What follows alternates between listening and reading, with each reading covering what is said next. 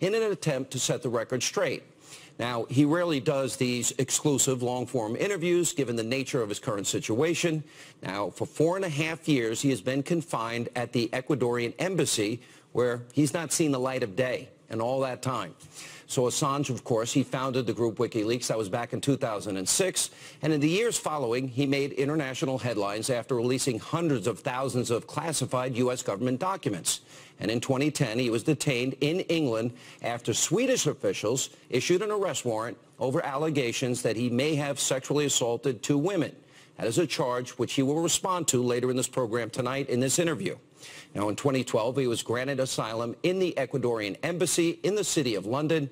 Now, he has been living there ever since in very, very confined, tiny quarters.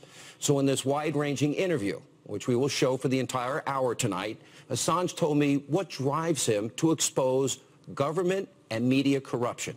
Take a look. Let me start with the American elections. And from your perspective, how big a role do you feel WikiLeaks had in the outcome of the election? You didn't think Donald Trump was going to win. I didn't think Donald Trump would win. I thought the establishment, for want of a better word, would see Hillary Clinton losing and then would pile in more money and more energy, and various TV networks are on her side, and make sure that she won. I think that analysis was still correct, but it missed something fundamental, which is that the amount of investment to the Hillary Clinton campaign was in proportion to the degree that the establishment thought that she would lose. And she was aggressively projecting that she would be the inevitable winner and was above, 5-10 points in the opinion polling. So she only got $1.5 billion directed into her campaign. If they thought she was going to lose, maybe she would have gotten $5 billion. We'd see a different result. It's very interesting post-election, and it didn't even really happen immediately, but the narrative has begun that, in fact, the U.S. government is accusing WikiLeaks of having received materials from Russia and Russia's cyber criminals with the political agenda of influencing the election. And obviously they're talking not just about the John Podesta emails, the DNC emails, but in other ways. I've asked you before, I'll ask you again today. Did Russia give you this information, or anybody associated with Russia? Our source is not a state party. So the answer for our interactions is no. But if we look at the most recent statement by the US government, which is on the 29th of December, okay, we had 5 different branches of government, Treasury, DHS, FBI, White House, presenting their accusations to underpin Obama's throwing out 35 Russian diplomats. What was missing from all of those statements? The word WikiLeaks. It's very strange. Now, my interpretation is that there's either, not surprisingly, a problem they feel with the evidence as far as WikiLeaks is concerned. Well, James Clapper said, we don't know how WikiLeaks got this information, we don't know when WikiLeaks got this information. But let's imagine that they are saying, okay, the problem here is that WikiLeaks published information. What are they saying? WikiLeaks published true information that the American public read. That information was the words of Hillary Clinton and her campaign manager, John Podesta, and other people in her campaign. And the American public read that information, true information, and said, we don't like these people. And then voted accordingly. But that's not sustainable. So what they want to do instead is conflate our publication of true information with, say, hacking, or rather alleged hacking, of US vote counting machines. And even Obama has had to admit that there has been no hacking of US vote counting machines. No evidence of that. So, but the main focus for most Americans, they are being told by Hillary Clinton's campaign, by the President of the United States, there are the Department of Homeland Security, the Office of the Director of National Intelligence, etc. that, in fact, WikiLeaks was working with the Russian government to influence the election. Is that true in any way, shape, matter, or form? No, that's absolutely false. And if you read their statements carefully, you'll see they don't actually say that. They kind of mention one fact here and one fact there and nothing else. In the most up-to-date information, on the 29th of December, where the FBI, DHS, White House, etc. made a statement, what is completely absent from all those statements is WikiLeaks. Totally absent. So what's going on? Well, I believe two things are going on. Number one, they don't have the evidence that WikiLeaks is involved in that way. Now, why am I confident about that? Well, because there is one person in the world, and I think it's actually only one, who knows exactly what is going on with our publications, and that's me. Can you say to the American people unequivocally that you did not get this information about the DNC, John Podesta's emails? Can you tell the American people 1,000% you did not get it from Russia or anybody associated with Russia? We can say, we have said repeatedly over the last 2 months that our source is not the Russian government and it is not a state party. There was one report in the Daily Mail that suggested somebody that you are friendly with actually was handed the documents at American University in a wooded area by a disgruntled Democrat who felt betrayed because the revelation showed that Bernie Sanders had been betrayed and they didn't like the corruption of the Clinton Foundation. Can you confirm or deny that? Is that story true? Well, that statement came from Craig Murray. He friend of yours? Friend of mine. He's been here several times. But WikiLeaks is a source protection organization. We are famous for never having exposed one of our sources over 10 years. That's why sources trust us and they come to us. So I can't comment on other people's statements about our sources, except to say what we have said, which is that our sources are not a state party. Can I ask you this? Have you ever talked to Vladimir Putin? No. Have you ever talked to any of his surrogates? No. Have you ever talked to Donald Trump? No. Any of his surrogates? No. Not one? No. There was some report that you might have talked to somebody who was not associated with the campaign, Roger Stone. No, that's false. I think where this Roger Stone claim is coming from is there's a radio guy on WBAI, which is a mutual friend, who wanted to come and see me to see if I would set up a radio show on WBAI, but he didn't. He did come to London, but he didn't meet with me. So if the U.S. government is accusing WikiLeaks of having received these materials from Russia, and you say it's false, it did not come from Russia, and the President of the United States is advancing the narrative, is the President of the United States lying to the American people? Well, he's acting like a lawyer. If you look at most of his statements, he doesn't say that. He doesn't say WikiLeaks obtained its information from Russia, worked with Russia. He's saying Russia's trying to influence the U.S. elections. Yes. So he and you also note that he doesn't say, from the statements that I've read, he doesn't say that Russia was trying to influence the election for Donald Trump. Obama doesn't say that. So you have to be very careful about the lawyerly language that is used to try and conflate different things together.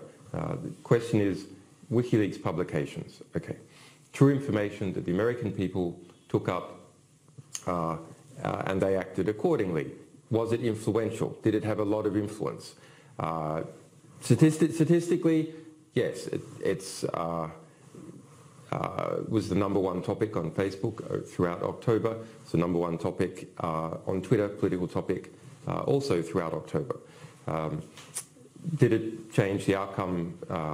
Who knows? It's absolutely impossible to tell. If it did, the accusation is that the true statements of Hillary Clinton and her campaign manager, John Podesta, and the DNC head, Debbie Wasserman Schultz, their true statements is what changed the election.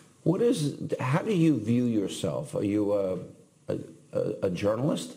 Do you view this as reporting that, for example, it's interesting because at one point in the campaign, the New York Times got a hold of Donald Trump's taxes, which, by the way, they obtained illegally, and they published the information.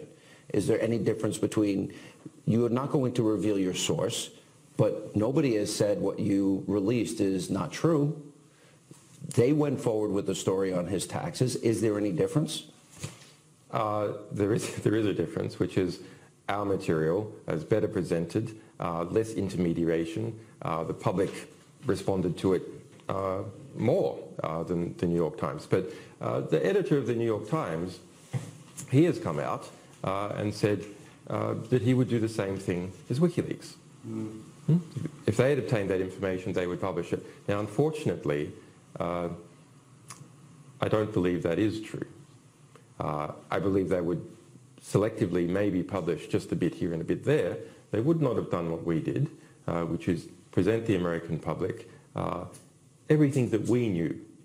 Can you just imagine that if WikiLeaks had information about Debbie Wasserman Schultz helping to rig the primary with Bernie Sanders, and we withheld that information until after the election?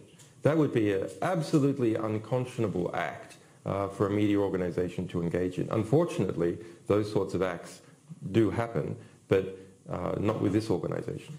You know, in 2015, the Chinese stole millions of personal documents, classified information on individuals who were seeing it and working for our government, et cetera.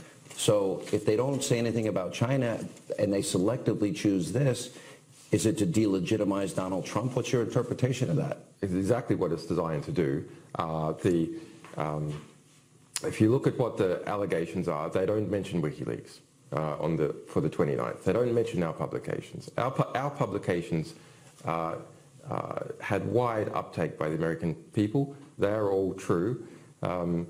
But that's not the allegation that is being presented by the Obama White House. So why such a dramatic response?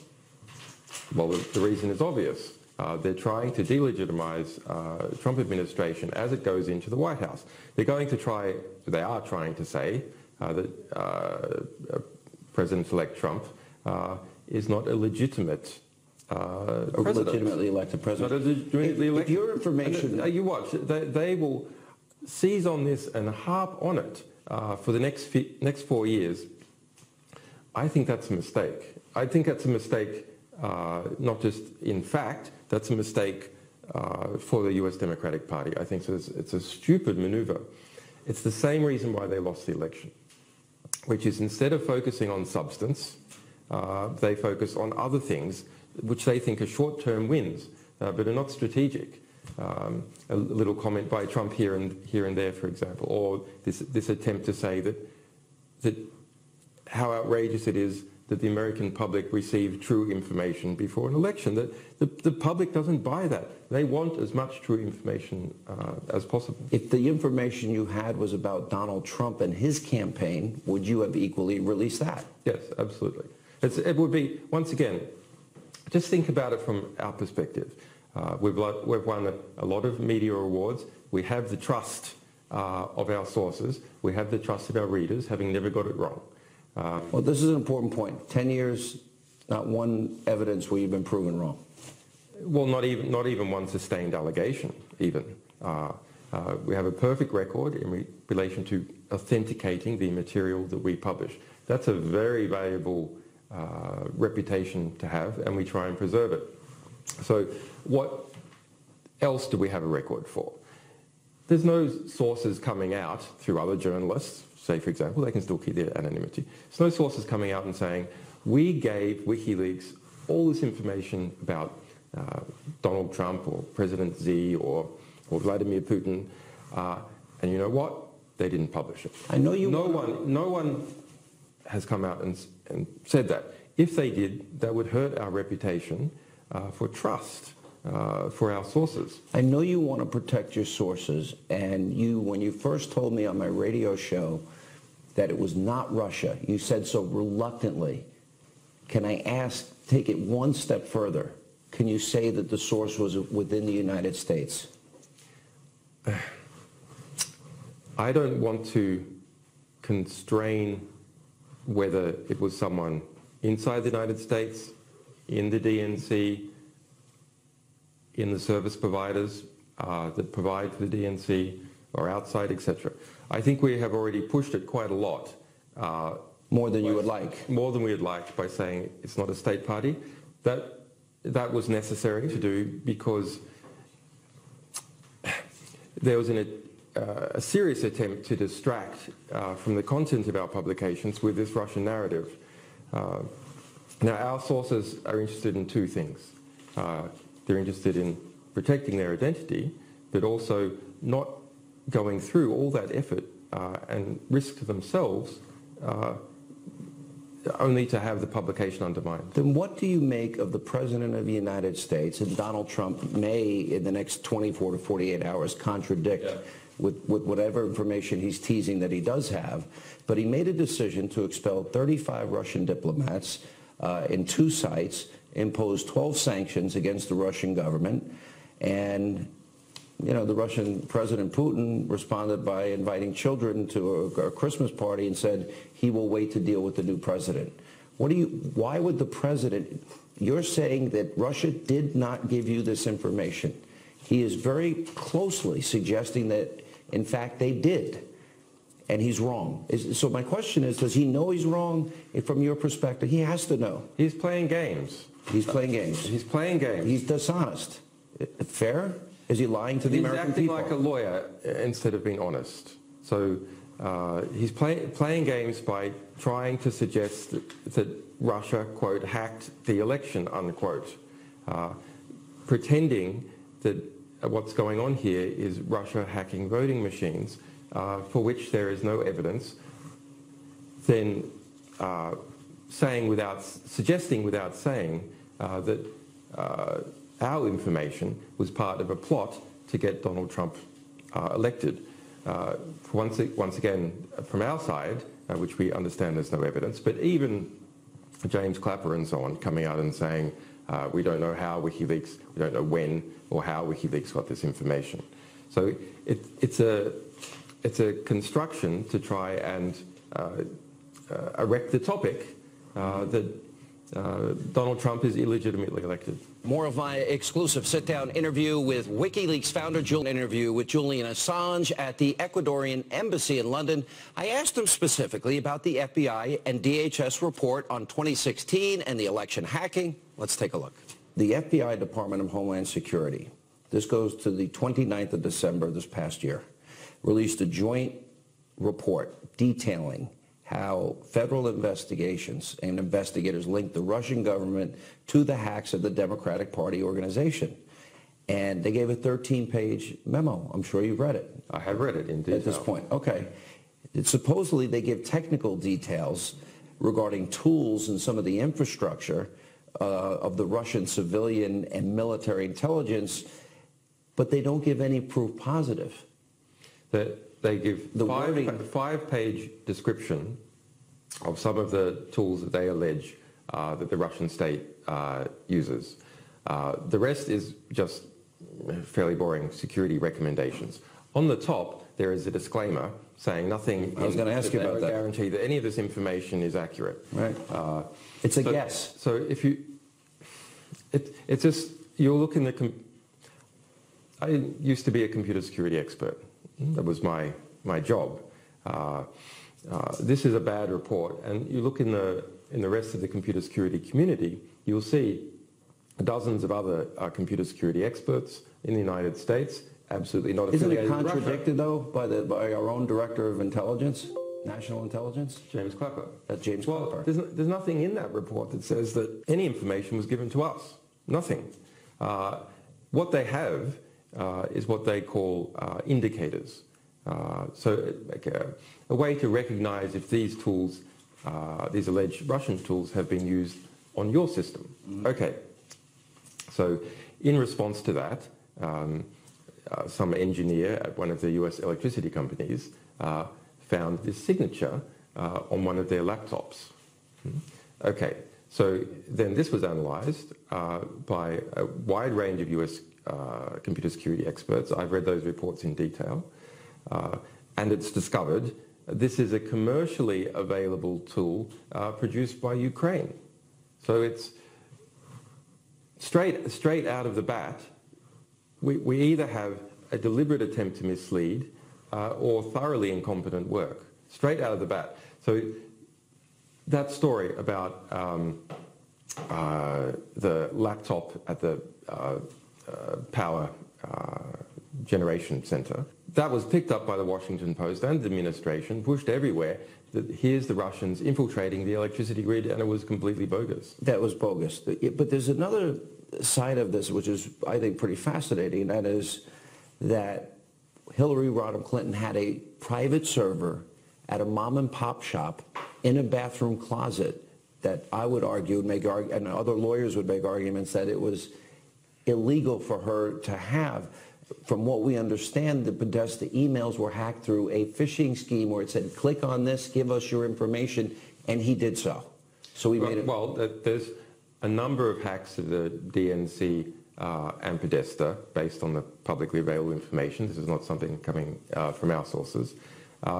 We published, as part of our policy of full disclosure, not interfering with the material, we published the several Podesta emails, which shows Podesta responding to a phishing email. Now, how did they respond? Podesta gave out that his password was the word password. His own staff said, this email that you've received, this is totally legitimate. So this is something a 14-year-old kid could have hacked based on Podesta that way. In relation to computer security and Hillary Clinton's security, those Secretary of State emails, if you read closely FBI reports and the emails that we released related to Hillary Clinton, you'll see Aberdeen had access to them. A variety of technicians at this very small IT company had access to them. They were shipped through the post in a laptop.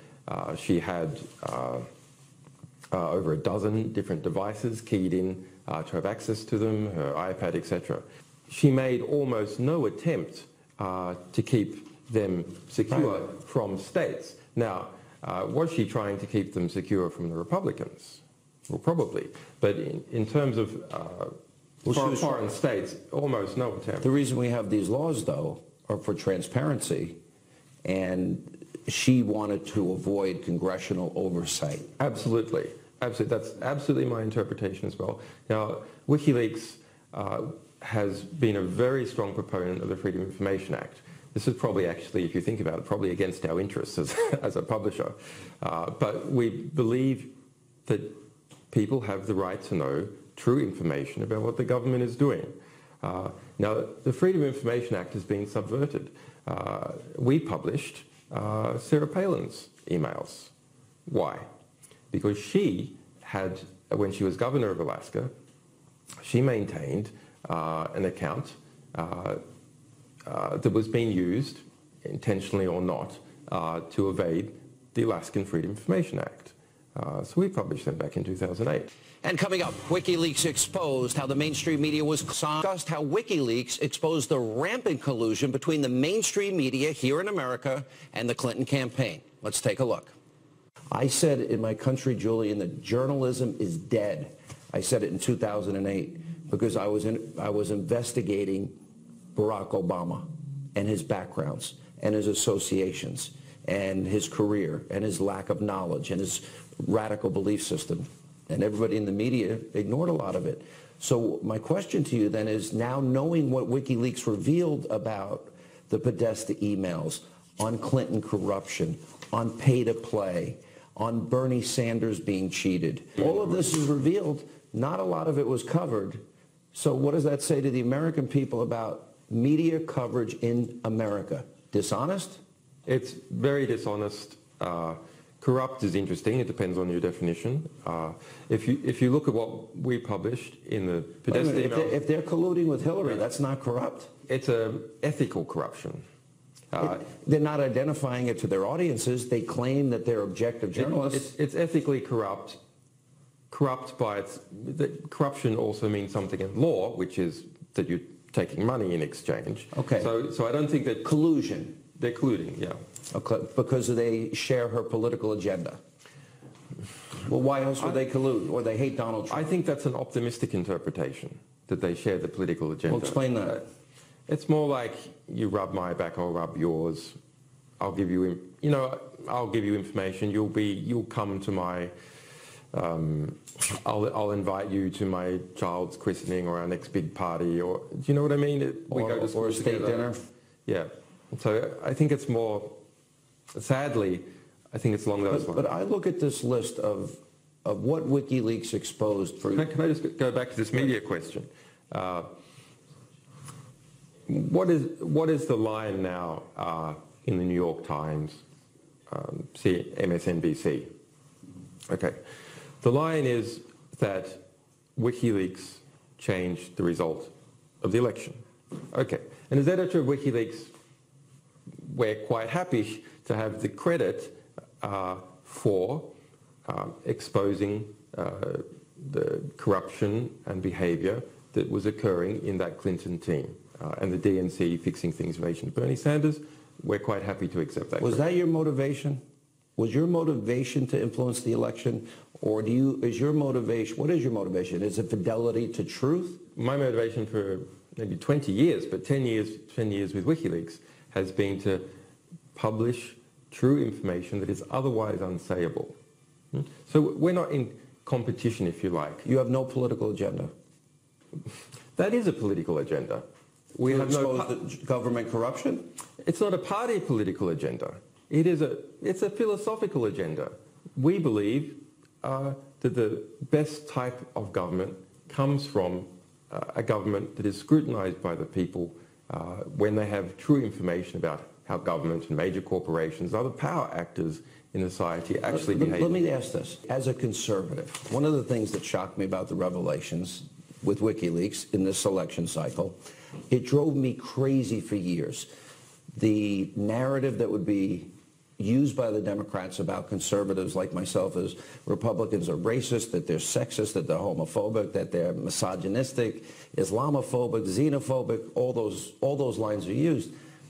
And what was fascinating, and not many people wanted to pay attention to it, and I think that's because of the media collusion, is they were exposed as using racial language, being anti-Semitic, homophobic, which led to, on the eve of the Democratic convention, Debbie Wasserman Schultz being fired.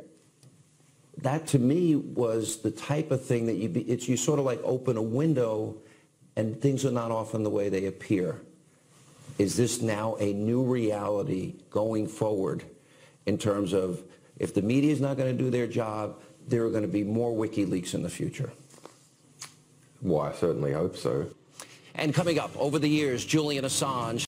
Hannity. So in 2006, Julian Assange founded the group WikiLeaks, and in the years following, he created international controversy and outrage for releasing hundreds of thousands of classified U.S. government documents. Now, many, including myself at the time, had criticized him for doing this, and during our sit-down interview, I asked Assange where WikiLeaks draws the line. Take a look. And I've told you this before, when you first came on the scene in 2010, I was concerned you were waging war against the U.S. I have a comment that I made back in November of 2010, and I said, that other people might be, this classified information, releasing classified information, my concern, and classified documents could put American lives at risk. That was my concern. So this is what, in the meantime, what you released at that time, the standard operating procedures for Camp Delta, the U.S. Army detention camp at Gitmo. You released a classified video of a series of attacks in Baghdad by a U.S. helicopter that, by the way, killed 2 journalists. Killed 12 people and 2 journalists. You also released the Afghanistan war logs. You released the Iraqi war logs. You released U.S. diplomatic cables in November of 2010, the Guantanamo files. You released more U.S. diplomatic cables, released the Syria files leading up to this. Here's my question about this, because I've come to believe that you've done two things that have been extraordinarily helpful to the United States, and I think journalism in a way. One is you showed us that we do not have cybersecurity. You acknowledge that. And two, I think in this election in particular, you exposed a level of corruption that I, for 30 years on the radio as a conservative, knew existed, and I was shocked at the level of corruption, duplicity, dishonesty, manipulation. So there's a lot of good here. Where's a line for you? In other words, if lives are in jeopardy, is that a line? Privacy for individuals, is that a line? If you were to be handed information about a private citizen, a Hollywood actor, well, let's look at the practice. As editor of WikiLeaks, I'm very proud of three things. Number one, we've never got it wrong in terms of what we say a document is, it is. What you have printed, what you have revealed has never been shown to be fake, and not even is there any outstanding allegations that it is. Okay. Number two, we have never revealed one of our sources, ever. So that's Today you can reveal the source of the Podesta emails. That would make a lot of news. Yeah, and that would be the end of WikiLeaks. Exactly. So, but you did say it's not Russia. And you don't like to say that. We have, in the past, occasionally on particular issues where we think that, there's a distraction from the publications that's so severe that we have to kind of distance ourselves from it and prevent a vacuum, basically, being filled by any old rubbish. Okay, so that. Number three, what are we proud of? We are proud that there's not a single instance of anyone coming to physical harm as a result of our publication. Let me ask you, have you made conscious decisions as the founder and editor to withhold information because you thought the release of such information would result in somebody's death? In other words, means, methods. Where we thought there was a significant risk. You're very conscious of that. Yeah. And that's an ethical standard for you. Yes, and so, but we're always transparent about it, okay? You'll say that you're not We say, we're withholding this piece of information for a limited time until such time as we think that there's not a significant risk that someone might face retribution. We're totally transparent about it. So unlike other media organizations, you just see huge redactions with no explanation as to why that information has been redacted or been withheld. And I can tell you that I know from practice, having dealt with more than 110 different media organizations in collaborative partnerships, that very often information is withheld for political reasons, and it is then passed off that it is being withheld in order to protect individuals. So redactions are deeply corrupting. And we are fighting to set a new standard. You're describing the New York Times. You're describing ABC, NBC, CBS, Politico. You're describing the mainstream media in America. WikiLeaks has shown this. We had similar problems with The Guardian, Le Monde, El País. Now, there were also fine journalists who did good work. So it's not everyone. But there were critical cases where information that we shared in a partnership agreement under the basis that would only be redacted for human rights reasons, protecting someone's life, was redacted to protect oil companies working in Kazakhstan, or Yulia Tymoshenko, the former leader who's accused of all sorts of murders in Ukraine. So here's the basic problem with censorship. Once again, it creates an opaque system where people can't see what were the reasons for the censorship. In the justice system, we say there must be open justice for there to be justice. The judge, while must themselves be tried before the public. Is it fair to say... It doesn't happen when a media organization is engaged in just sweeping things under the rug. Is it fair to say that WikiLeaks is more interested in government corruption that's impacting the lives of people, not superfluous, scandalous lives of big stars? Yeah, well, we don't publish. You don't that. publish. We don't publish it. All right, I think let me ask this. we haven't actually been. I'm not sure we've ever been put in the position where we've had to make that determination. Because that's not what you do. Those people goes to TMZ, for example. And coming up, Julian Assange has knocked Hannity. So back in 2010, Swedish authorities, they issued an arrest warrant for Julian Assange based on 2 separate sexual assault allegations, which ultimately led to Assange seeking asylum at the Ecuadorian embassy in London. I asked Assange about these allegations and more. Take a look. Let's put this in context. The US case started first in 2010. Okay. The situation where we are today... These were 2 Swedish women. The women did not make the allegations. So the state made the allegations. It's agreed in the courts here, all the way up to the Supreme Court, that it's the state of Sweden that brought the case, not the women trying to file charges. There are no charges. Why would the state do that and not, if the women aren't making the charges and the U.S. case dismissed? You must be confronted by your accuser. Not the case here? No. They don't want to... So they admit in their own filing that the woman said that she was railroaded by the police and others.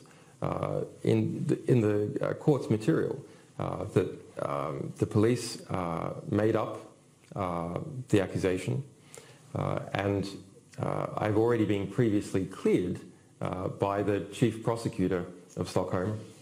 There are no charges, and twice this year the UN, reviewing the whole situation, has said that I'm illegally detained and I should be immediately released and compensated. Now, as far as the US is concerned, it's a very, very important topic. Okay. The case in the US continues. The Department of Justice continues the whole case. Even though they said they concluded they will not bring charges? They didn't. You see, this is the sneaky behavior of this administration. So what as we were complaining, look, the Obama administration is maintaining this massive case against us. It's refusing to release any documents about it to us or any other journalists, erecting a giant dam for all the material involved in the case, saying the reason that no journalist can have access to this is because we are bringing a pending prosecution. This is the end of national security journalism. This is the end of investigative journalism if journalists can't say, hey, we heard a rumor that there was some journalists killed in a drone strike. Do you know anything about that? And maybe your source says, yeah, actually I heard about that as well. And then you go, can you prove it? But America, if you go back to Woodward and Bernstein, and you go back to Watergate, okay, they had a source. It was called Deep Throat. Big source. It wasn't revealed until the person died. Under the Obama administration, Deep Throat, that Woodward and Bernstein would have been prosecuted. I have been detained illegally without charge for 6 years in prison, under house arrest, 4.5 years in this embassy, without sunlight, lots of spies everywhere, etc. It's tough. It's tough, but that's the mission that I set myself on. So I'm willing to accept that. I understand the kind of game that's being played with, big powerful actors. They try and take revenge. Okay. It's a different thing for my family. I have young children under 10 years old. They didn't sign up for that. Okay. I'm the type of father that they have. But they didn't sign up for that. Now that's not something I like. And I think that is fundamentally unjust outcome for my children. It's not a good precedent for other people to have as well. But that would be my one concern. I know what I'm doing. I'm prepared to have wear the consequences of the conflict and dealing with powerful groups and individuals. But my family is innocent in that equation. You know? They didn't sign up for that fight. And coming up, we'll have more Hannity and your